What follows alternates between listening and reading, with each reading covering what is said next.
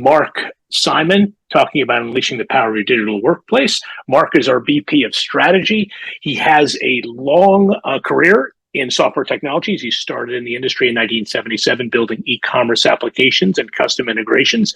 He then co-founded and led technology and operations as CTO for Evo, which is a successful e-commerce company, and later moved on to a career in consulting. He's worked with companies of many sizes from many industries, both public and private.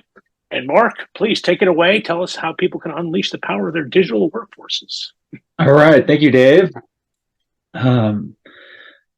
Fantastic.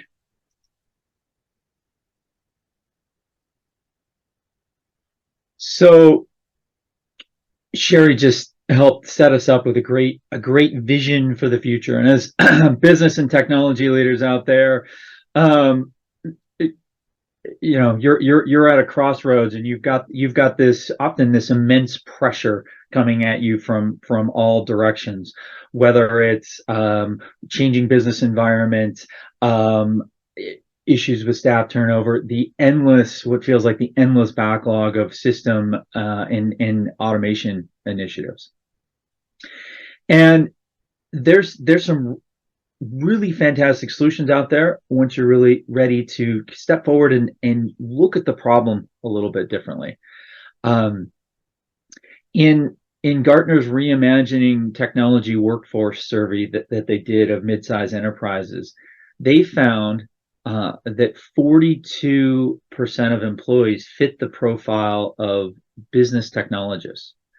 And that while 51% consider themselves end users, and only 7% are in IT staff, that 42% of business technologists, that's a key to this solution and becoming a more digitally oriented organization. And you may ask, well, what exactly is a business technologist? And that is a technology savvy business user. So that's someone in the business organization, so not in IT, but outside of IT, that has a technical skill set that is oftentimes now what we think of as a digital native, but they're able to do more, and they have some of those analytical skills and technical skills to help bridge the gap. And they're often, and as we'll see, they're often doing things on their own, but it's leveraging those employees in your organization, those assets will help you accelerate your business and digital transformation within it. We've seen over the last few years that the maturity of the workforce around digital technologies. So obviously, Sherry talked a little bit at the beginning about the pandemic and its impact on business. We saw that just radically accelerate the adoption of cloud technologies, and it forced everyone in business to be more digitally mature, essentially, whether they're millennials, Gen Zs, obviously we're already there, but even the older generations, the old guard in organizations were forced to adopt more quickly. And that's increased the number of digital technologies in organization, the number of SaaS applications. And that group of SaaS applications with that move to cloud, whether it's been forced by the pandemic, by the need for users in your organization to find better solutions, that's a massive asset.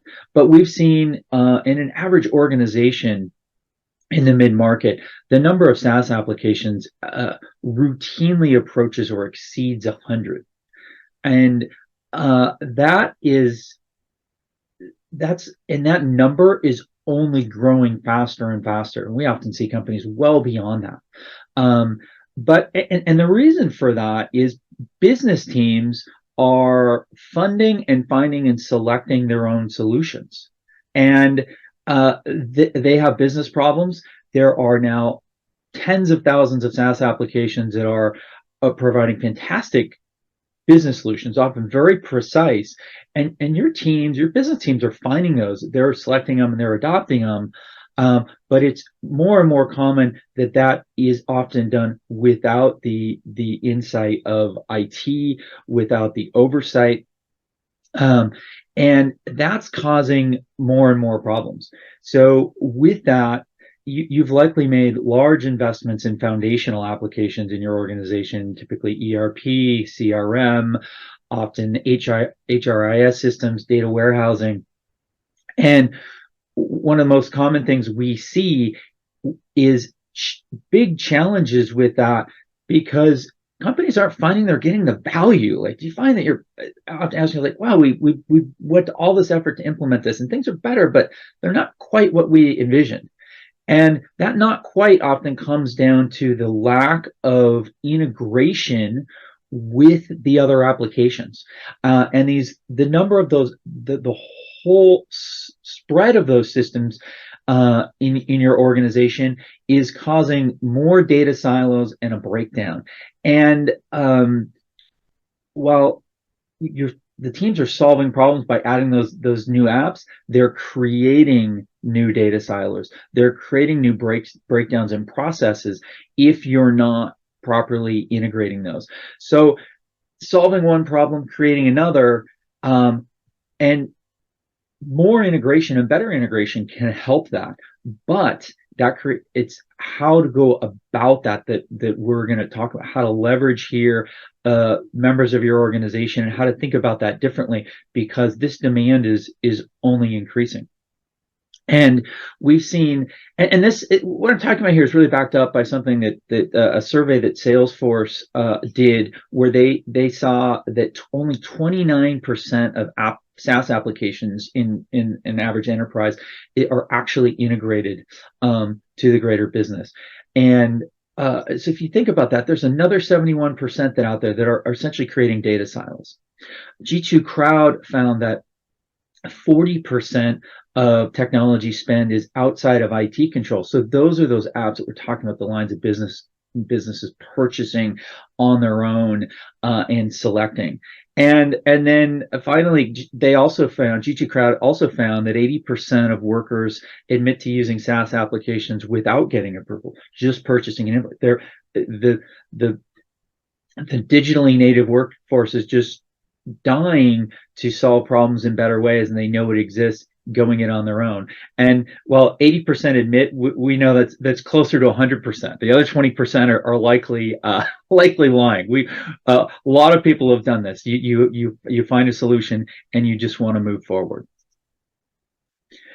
So if we look at some of the data that a Forrester survey of finance and IT professionals in the mid-market came back with, it gives us another view on this problem, but it also points us in the direction of the solution. The number one things tied for number one were lack of qualified staff and complexity preventing changes from being made. Those are the two biggest transformation challenges, quickly followed by high implementation costs and an inability to meet business requirements. And there's a solution here. These are all very closely related. And if we look at this lack of qualified staff here, and connect the dots to our business technologists. So we know that IT never has enough staff, never has enough resources. Always feels like having been an IT leader in organizations, certainly you can feel like you're always on the, IT can always feel like it's on the hamster wheel, and being on the other side as well, feeling like, well, always demanding, always wanting more. You always need more applications, implementations, reporting. You need more as a business leader on the other side. And we're seeing, and this is reflected in the data. So digital leaders are failing to keep up with that, because of those transformational challenges, the talent gap there. And that's leading to things And that's just exacerbated, but also those demands are leading to higher turnover, on average 11% within IT teams. And a lot, this demand in industry for digital transformation, for strong technologists, is leading to much higher salaries and putting a lot of cost pressure on teams. And we're seeing on average that a developer that switches organizations is getting a 25% salary increase. This becomes very, very difficult to keep up with. But there's a solution to this.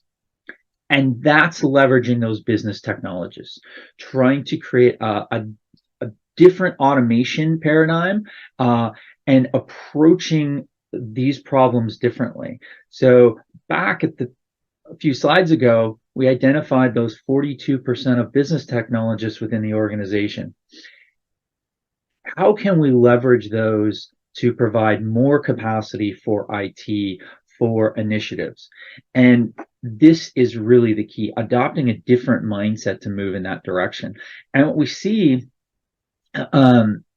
from a recent Gartner survey is that 67% of CIOs agree with that potential, that those business technologists can provide that additional capacity for those initiatives.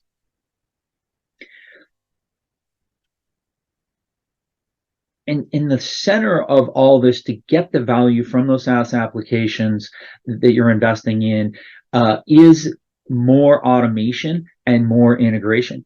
And we typically see, right, that there's an expectation that IT and the line of business teams jointly automate those business processes, and that's the common paradigm. But too much of the work is falling onto IT. And if we look at the relationship, and how that's viewed by the organizations, between one of the most common lines of business that's working with IT finance and IT, everyone's looking for an embedded, a collaborative, a communicative relationship. Everyone wants that, but the reality is very few, a minority of companies and teams are seeing this. And the solution to that is what's been coined fusion teams. So building cross-functional teams, leveraging the business technologists in the line of businesses. So they have both, those business technologists have both the savvy around the business process, and enough analytical and technology skills to work very well with technical teams. So you bring them together into groups, pods, these fusion teams, and give them shared accountability for the results, and organize this by the business processes and outcomes, not just their functions, not keeping the developers over here, designers over here, analysts in one area, but bringing everyone together and leveraging the knowledge of the business, and bringing the teams closer together. And what facilitates this is what we call taking a federated approach, adopting the federated model of automation and integration. And that takes the best things of both centralized and decentralized and brings those together. So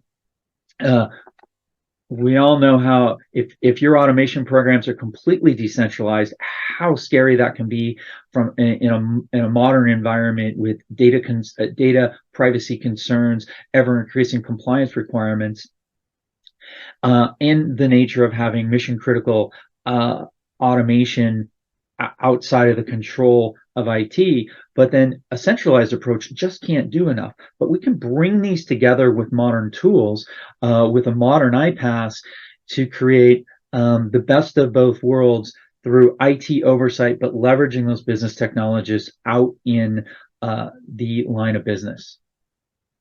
And you do that by adopting a modern iPaaS, and by leveraging an integration platform as a service that facilitates and empowers those business technologists, something that brings power with ease of use. Now, when we think of a modern iPaaS, it's easy, any tool really, but especially a tool that can be used by more technical team, that also can be used by business users. It's easy to get down into the details and think of all the individual features. And while it's critical to match those features to your needs, it's also kind of missing the point. You're missing the big picture if you zero in on those. You need to make sure the functionality is there in the platform to accomplish what you need to. But what's even more important is the philosophy of the platform. How does the platform enable you to accomplish your business goals? You're not integrating for the sake of integrating. You're not moving data just because, but you're creating a consolidated single system out of all these disparate SaaS apps to solve specific business problems. And so you need to pick a modern iPaaS that takes that point of view and provide you with capabilities to automate and optimize business processes, leveraging embedded business logic end to end. And most importantly, a platform that enables both IT and business teams. We heard Cherry a little bit earlier talk about some of the legacy tools and low code approach that first generation didn't quite accomplish. And this is the game changer, though, is that a modern iPaaS like Celigo can allow those business technologists to take part and contribute and be a critical part of the integration. We see that continually with our customers, is that business technologists, not traditional developers, are taking a lead and able to develop automations on the platform and accelerate digital transformation throughout an organization. And that's really key. Picking a platform that will help you accelerate that digital transformation, and that also leverages modern advancements in AI, machine learning, like Celigo's done around error management, that helps you connect your applications together to give you that foundation of data to enable your AI initiatives that we know we're all under pressure to deliver now. And all of this together will help bring your IT staff, business technologists, and end users all together and increase the power and potential of your team beyond what just an IT team alone can deliver.